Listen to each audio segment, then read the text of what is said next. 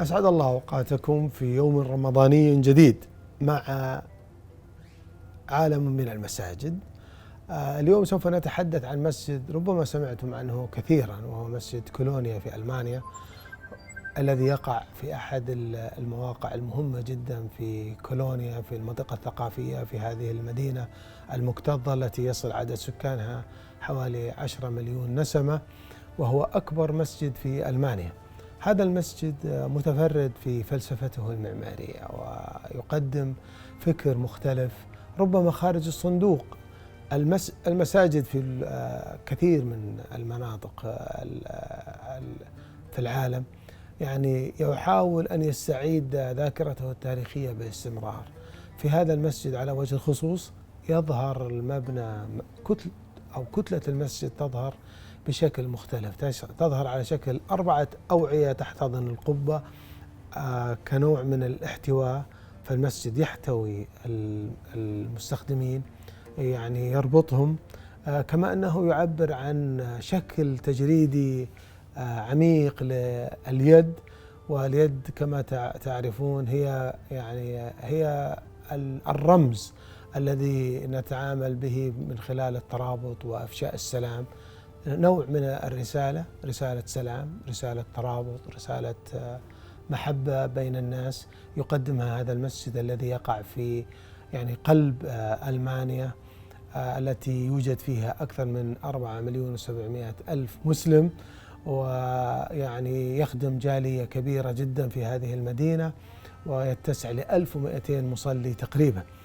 الشكل المعماري هو جزء من مجمع كبير، ويبدو أن أغلب المساجد المتفردة المميزة خارج العالم الإسلامي تتحول إلى مراكز إسلامية لتستعيد الذاكرة التاريخية لفكرة المركز. فالمسجد غالبا هو مركز اجتماعي، هو مركز للتواصل، هو مركز للتجارة والاقتصاد، هو مركز للتبادل الثقافي. وبالتالي لا يمكن أن ننظر لمسجد كولونيا على أنه مسجد فقط، بل هو مركز متعدد المناشط ومتعدد الأوجه، ويخدم المسلمين وغير المسلمين، سواء للعبادة من خلال المسجد وهو يخدم المسلمين، وغير العبادة من خلال النشاطات المختلفة التي تقدمها المحلات والمطاعم والمقاهي المحيطة بالمسجد. وبالتالي هو مركز للتعلم، هو يعرف بالإسلام بشكل غير مباشر لمرتادي المكان. المسجد قاعة الصلاة تقع في الدور الثاني، الوصول لها عبر سلم احتفالي مثير ملفت. تحت قاعة الصلاة تقع قاعة المحاضرات. بشكل أساسي قاعة الصلاة هي التي تظهر ككتلة كبيرة جدا تبرز الأوعية ال4 والقبة التي في الوسط. من الداخل تظهر الأشرطة الزجاجية بشكل عفوي منتشر حول الجدران، لكنه يحدد الأوعية ال4 بشكل واضح من الداخل ومن الخارج، لكنها حقيقة يقدم نوع من التفسير الفراغي لعمارة المسجد الغير مرتبطة بتشكيل جيومتري هندسي محدد، بل هو تشكيل عفوي لكنه ملفت ومثير، ويربط الحقيقة الكثير من المستخدمين بهذا الفراغ الأخاذ.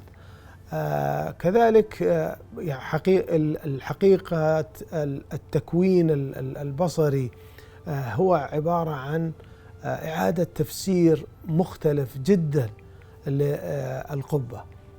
يبدو أن المعماري، وهو بول بوم، وهو من ألمانيا، ينتمي إلى أسرة ألمانية معمارية،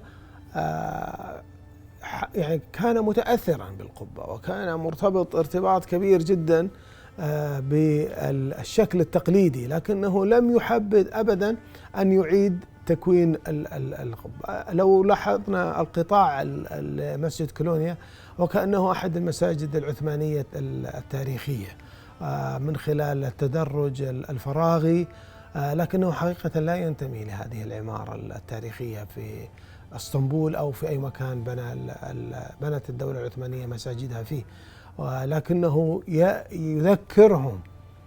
يذكرهم بهذا الامتداد التاريخي وبهذا العمق التاريخي. وبالتالي التأثر بالقبة لم يمنع المعماري أن يحاول أن ينتزع نفسه انتزاعا من هذا السلطة والهيمنة التاريخية البصرية التي يفرضها المسجد على كثير من المعماريين. وبالتالي حاول أن يعيد تفسير القبة بشكل مختلف جدا.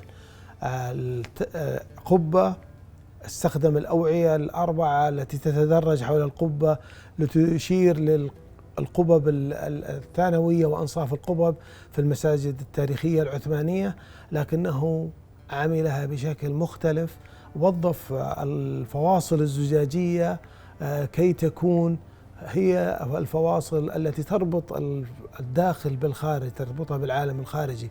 المكان المحيط بهذا المسجد هو مكان غريب على يعني ثقافة المسجد، هو يعني في كولونيا، منطقة يعني كما يعني يوجد فيها بعض المسلمين، إلا أنها يعني ذات أغلبية غير مسلمة.